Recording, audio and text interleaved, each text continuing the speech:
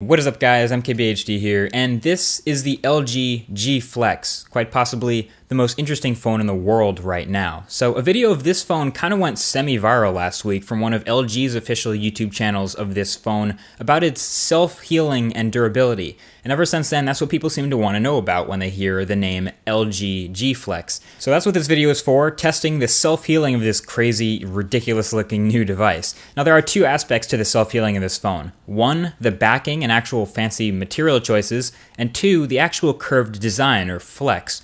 We'll get to that in a second. But for the backing material, in their video, they scratch the phone up and down on the back next to a regular backing. Then after 2 minutes of sitting, the G Flex actually completely heals, almost, while the regular phone is, of course, still scratched. Now, the back of this phone is actually really smooth to the touch, very glossy like the Galaxy S4, so it's easy to tell when you've scratched it because you can run your finger over the scratch and feel it.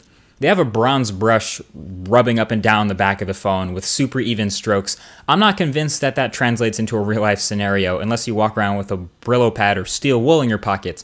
So I decided to do a full test of my own, the way I see a self-healing phone to be applicable, against your keys, because that's all I can think of that you'd put in the same pocket or bag as your phone. So it started off pretty smooth. I gave it a few clanks and scratches with the key to get it legitimately scuffed up and simulate being in the same pocket. But the way I see it, I really don't like intentionally scratching new devices. So I did this for you guys, so thumbs up for that down below. But sure enough, after a few minutes, the scratches were mostly minimized. I say minimized, not completely gone, but definitely way less noticeable than when they were fresh. This would be awesome if you dropped your phone on the concrete and picked it back up, put it in your pocket, walked home, and then took it out your pocket a few minutes later, and you'd barely even be able to tell you dropped your phone. Sounds great. But take a look back at that official video from LG, and you don't exactly have to have eagle eyes to see that that is an ad, and that they're using optimal controlled conditions for that experiment. And part of those optimal controlled conditions that they chose was an air temperature of 27.4 degrees Celsius, which is 81 degrees Fahrenheit, the equivalent of a very warm summer day.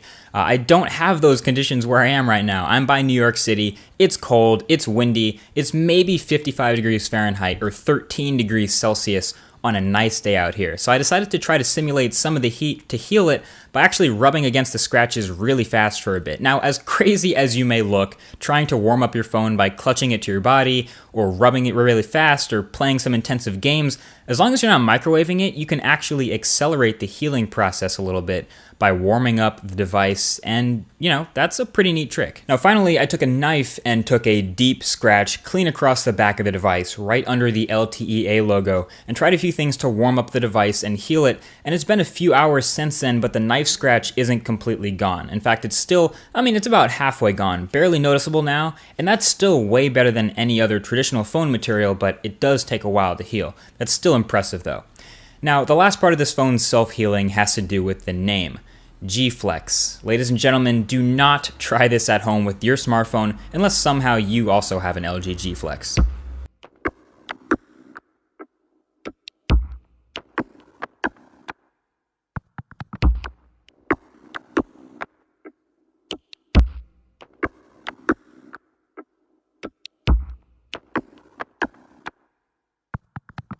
So basically, this phone can completely go flat from its curve, and it's not damaged at all. Internally, I have no idea what's going on here. It has a 3,500 milliamp hour battery, that's huge. It has a 6-inch display, that's also huge. And it has all the usual parts like processor, RAM, and everything, but it does hold up to the flexing just like they demonstrate in their ad, which is very impressive. Pretty much no other phone, especially the other curved ones, we're looking at Samsung Galaxy Round, will come near this sort of resiliency. So in the end, these two curved devices out right now that are the most popular are named quite perfectly. The Samsung Galaxy Round is just that. It's rounded. And the LG G Flex, well, it actually flexes, and that's pretty impressive. Anyway, be sure to subscribe to be first to catch the full review of the G Flex, plus much more tech on the way. You probably saw the PS4 stuff that I'm going through right now. Thank you for watching, and I'll talk to you guys in the next video. Peace.